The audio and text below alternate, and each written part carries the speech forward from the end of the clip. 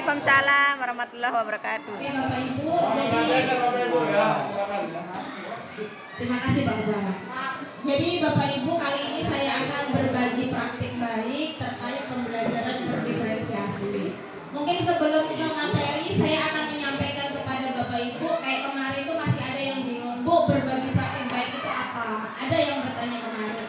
Jadi mungkin saya ingin sedikit menyampaikan. Jadi berbagi praktik baik ini adalah di mana Bapak Ibu ini berbagi tentang apa yang sudah Bapak Ibu lakukan, ya, terkait apapun itu, bebas, baik itu terkait mengajar di kelas ataupun Bapak Ibu sudah pernah dapat pelatihan apa, membuat video, misal video pembelajaran, kemudian Bapak Ibu bagikan kepada rekan-rekan guru, itu namanya sudah berbagi praktik baik, ya. Misal kayak Bu Yuyun sering membuat metode-metode pembelajaran di kelas, nah itu nanti silakan dibagikan kepada teman-teman, itu namanya sudah berbagi praktik baik. Jadi yang masih bingung, Pak Jul kemarin bingung apa yang mau saya bagikan, ya. Nah sekarang sudah terjelaskan.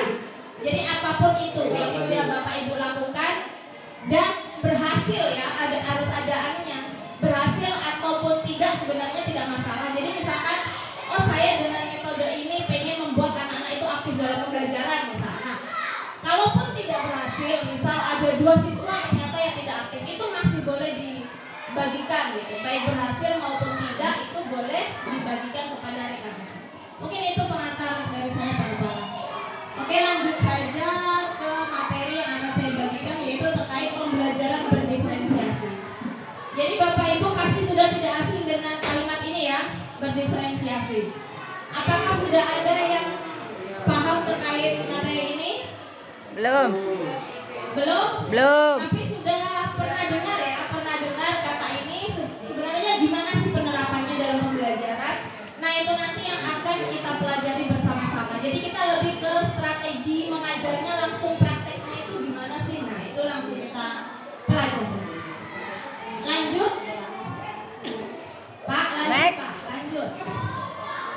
Nah jadi pembelajaran berdiferensiasi ini adalah usaha yang dilakukan guru dalam menyesuaikan proses pembelajaran di kelas untuk memenuhi kebutuhan belajar individu murid.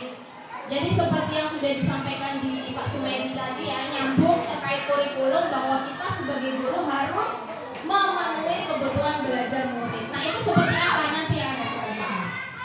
Next. Nah bagaimana ini caranya untuk dapat melakukan pembelajaran berdiferensiasi di kelas? Next.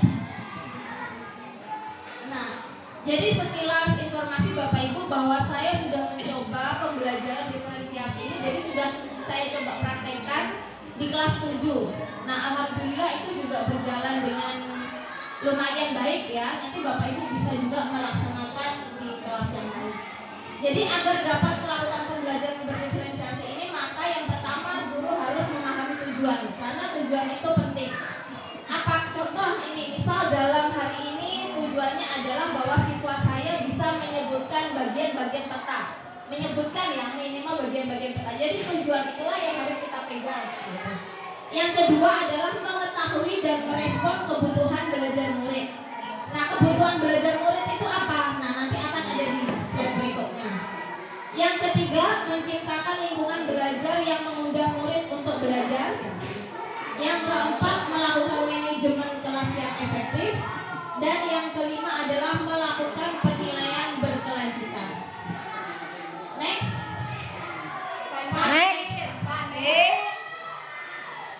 Nah ini, ya, terkait kebutuhan belajar yang saya sebutkan tadi, ini adalah berkaitan dengan kebutuhan belajar murid, bahwa guru harus memahami 3 aspek, ya. Jadi kebutuhan ada 3 aspek. Yang pertama adalah kesiapan belajar murid, yang kedua minat murid, dan yang ketiga adalah profil belajar murid. Nah masing-masing itu apa? Silakan next. Yang pertama adalah kesiapan belajar murid. Nah sebenarnya ini secara tidak langsung kita pernah melaksanakan ini, ya Bapak Ibu. Jadi mengharuskan guru untuk menilai pengetahuan awal, ya, dan menentukan apa yang telah murid ketahui dan di mana murid berada. Nah misalkan ini anak-anak terkait teman Misal tentang peta ya kalau saya IPS. Nah, anak-anak ini sebelumnya sudah belajar belum? Nah, jadi kita mengetes kemampuan awal siswa itu terkait kesiapan. Next, yang kedua adalah minat murid. Minat setiap anak pasti berbeda-beda. Minat adalah salah satu motivator penting bagi murid untuk terlibat aktif dalam proses pembelajaran. Nah, jadi ini kita ketahui bahwa setiap anak itu memiliki minat yang berbeda-beda. Kita harus menyesuaikan dengan minatnya. Yang ketiga, next, profil belajar murid. Nah, ini berkaitan dengan lingkungan belajar, budaya, gaya belajar, visual, auditori, dan kinestetik, dan kecerdasan majemuk yang berbeda antara murid satu dengan murid lainnya. Nah, lingkungan belajar ini berkaitan sama ini ya. Salah satunya adalah gaya belajar. Jadi Bapak Ibu di awal semester seharusnya Bapak Ibu itu memetakan siswa-siswi itu berdasarkan ini juga bisa visual, auditori, kinestetik. Nah, ini kemarin sudah saya coba ya, baru di kelas 7 saya coba. Saya memberikan tes diagnostik awal bagaimana tentang kemampuan anak ini lebih suka mana ya, mendengarkan atau kinestetik atau auditori. Nah, itu dapat diketahui. Jadi ada 4 siswa menyukai visual, ada sebagian menyukai auditori, dan ada beberapa menyukai kinestetik. Nah, itu nanti yang akan kita terapkan di pembelajaran berikutnya. Next, kebutuhan belajar murid ini dapat diidentifikasi berdasarkan cara-cara. Yang pertama, bisa mengamati perilaku murid, mencari tahu pengetahuan awal, melakukan penilaian untuk menentukan pengetahuan, keterampilan, dan sikap mereka saat ini. Kemudian mencatat kebutuhan yang diungkapkan oleh informasi yang diperoleh. Bisa juga dengan diskusi dengan orang tua atau wali murid, atau bertanya mendiskusikan permasalahan dengan murid. Bisa juga membaca rapot sebelumnya, dan juga berbicara dengan guru sebelumnya, jadi wali kelas sebelumnya. Oh, anak ini bisa minatnya di apa, bakatnya apa, kemampuannya gimana, bisa kita diskusi dengan wali kelas yang sebelumnya. Next. Nah, ini langsung kita ke strategi ya. Bagaimana sih penerapannya misal di kelasnya? Nah, ini strategi mengajarnya itu bisa dibedakan menjadi 3. Ada diferensiasi konten, proses, dan juga produk. Nah, ini Bapak Ibu bisa diterapkan 3-tiganya bagus. Kalau misal salah satu saja juga boleh. Secara tidak langsung sebenarnya saya sudah melakukan itu. Nah, coba kita cek ya. Next, Pak. Guru. Yang berkaitan dengan diferensiasi konten. Nah, ini kalau konten kan biasanya berkaitan dengan apa, Bapak Ibu? Materi konten ya. Nah, biasanya Bapak Ibu kalau mengajar itu materinya bagaimana? Sama ya.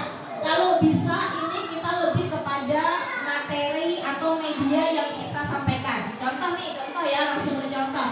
Misal saya ingin menyampaikan materi tentang peta, waktu itu saya praktekkan. Jadi materi itu bisa saya sampaikan tidak hanya dengan tulisan ya, tapi bisa juga dengan gambar atau bisa juga dengan video. Jadi setelah saya tadi membagi siswa menjadi 3 ya, ada yang visual, auditori, sama kinestetik. Yang visual lebih saya beri gambar-gambar, ya kan, karena dia suka melihat. Jadi medianya kan harus beragam nih konten. Jadi yang lebih suka melihat saya berikan gambar-gambar. Nah, bagaimana yang lebih suka mendengar? Saya tampilkan video. Nah, bagaimana dengan yang kinestetik lebih suka banyak bergerak kan kinestetik itu? Saya ajak praktek ke depan untuk bermain mencari peta lewat Google Earth. Nah, disitulah letak keberagaman itu. Jadi materi bisa kita sajikan itu secara beragam, tidak hanya satu gitu. Jadi materi kita sesuaikan dengan kebutuhan belajar murid. Itu yang konten. Nah, selanjutnya Pak. Oh, ini lanjutannya konten. Mengidentifikasi konten bisa dilakukan dengan membedakan pengorganisasian atau format penyampaiannya, bukan merubah kurikulum, ya, mengubah atau menurunkan kurikulum. Jadi kita bisa mengorganisasi materi tersebut menjadi lebih beragam. Selanjutnya, next. Yang kedua adalah diferensiasi proses. memungkinkan murid berlatih dan memahami atau memaknai konten dengan cara membedakan proses yang harus dijalani oleh murid. Jadi setiap murid itu prosesnya berbeda-beda ya. Ada yang tadi memahami materi dengan melihat gambar. Ada juga yang memahami materi dengan praktek langsung ke depan. Ada juga yang memahami materi dengan menonton video. Ini ibarat kata contoh yang mudah gini. Misalkan Bapak Ibu di kelas 1 ya, mengajari berhitung anak misal. Ada yang misalkan ada yang menggunakan batu ya, kalau zaman dulu ya mengajari menghitung batu. Ada yang langsung di papan tulis. Ada yang mengajak keluar misalkan langsung menghitung barang-barang yang di sekitar. Itulah namanya diferensiasi proses, di mana kita meragamkan pembelajaran tersebut. Next. Untuk yang ketiga terakhir ini diferensiasi produk. Kalau berbicara produk kita biasanya apa Bapak Ibu? Hasil ya, hasil. Nah jadi ini menunjukkan bukti bahwa murid memahami dengan cara membedakan atau memodifikasi produk sebagai hasil belajar murid atau hasil latihan, penerapan dan pengembangan apa yang telah dipelajari. Jadi maksudnya di sini adalah ketika Bapak Ibu memberikan tugas kepada anak ya, itu hasilnya boleh beragam. Jadi jangan hanya satu saja. Misal anak-anak kerjakan apa itu manfaat peta misal.